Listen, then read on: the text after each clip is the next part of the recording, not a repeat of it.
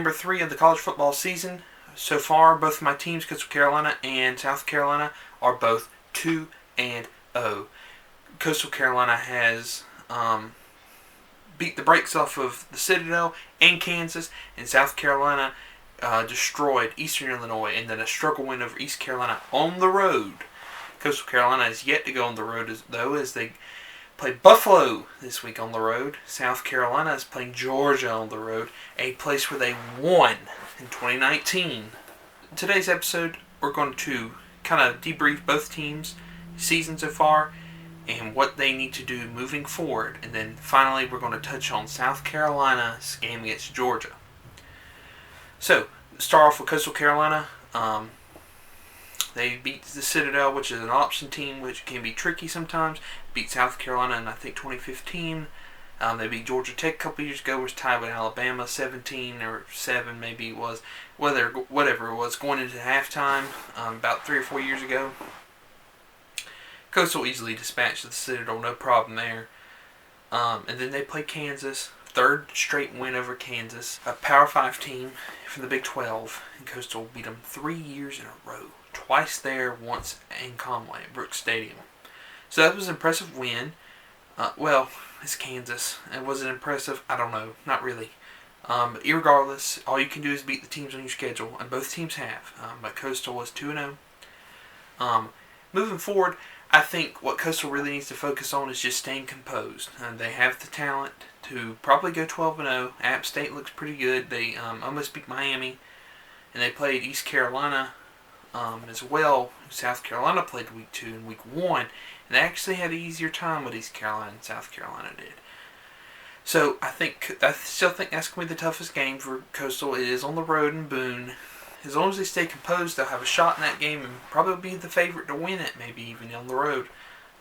Coastal's got a really good football team, extremely talented.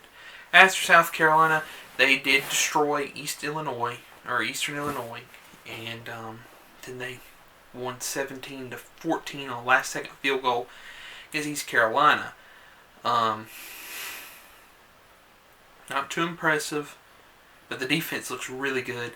Zeb Nolan as the quarterback is kind of struggling. Something's not right with that South Carolina offense, and it's going to take a lot to fix it. The defense is rock solid, lights out. So going forward, they just need to find a rhythm on offense, and they'll make a bowl game if they can do that, because the defense is good enough to. I think, at least. Now, first let's preview Coastal versus Buffalo a little bit. Buffalo, I overestimated how good they were. Nebraska easily dispatched to them. It was at Nebraska, but I really thought Buffalo was either going to beat them or almost beat them, especially when Nebraska lost to Illinois. That didn't happen, and Buffalo just doesn't look that good. I would take Coastal over Nebraska probably by 10, 14 points. So I think Coastal will probably go on the road to Buffalo, although it is on the road, so you can... I think Coastal's going to roll over Buffalo. As for South Carolina against Georgia, this is the game. 2019, South Carolina, double overtime, defeated Georgia off a missed field goal by Rodrigo Blankenship. South Carolina's Parker White made it. Parker White is in the game again. He's who hit the game winner on ECU. It's going to be a struggle. It's going to be tough. It's at 7:30 at night. The other game is at noon. South Carolina is just going to have to play tough. The defense is going to... What they have to do to beat Georgia is the defense has to show up, just like it has against Eastern Illinois, just like it did against East Carolina. I mean, the East Carolina scores, if you watch it, South Carolina really hasn't led up a true touchdown drive this season. You just need to look at it. If you do, you'll see. East Carolina, they scored 2 touchdowns. One of them was on the first play of the game, and the other one on a short field.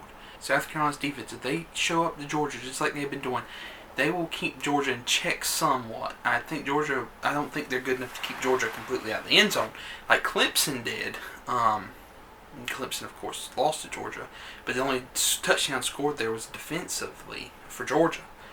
So I think if South Carolina's defense shows up like they have been, they'll keep them in the game a little bit.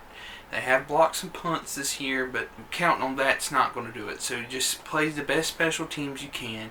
Parker White has demonstrated he can make last-second field goals, and he beat Georgia before with his legs. So they can do that. You know they got that. You know you got a good defense. So it all comes down to the offense. The playmakers have to play make. Kevin Harris has not done that so far this year. He missed the Eastern Illinois game. He really didn't look too good to me against East Carolina, but maybe he was injured a little bit. I think so. So if he's on full song, he has to make plays. Nick Muse has to make plays. Zeb Noland has to make plays unless Luke Doty plays. Regardless, whoever's playing quarterback for South Carolina has to make plays. I'm not talking about, 2 or 3 touchdowns, deep balls. I'm talking about 3rd and 8. You have to convert that. That's the kind of plays I'm talking about. If South Carolina's going to beat Georgia, they have to do that. Turnovers are another big thing. No turnovers. The offense cannot turn the ball over at all. The defense must get at least 2 turnovers, I think, if South Carolina's going to do it. And in the wide receiver court, you cannot fumble. There were so many fumbles against East Carolina from the wide receivers. One of those is over. It's over.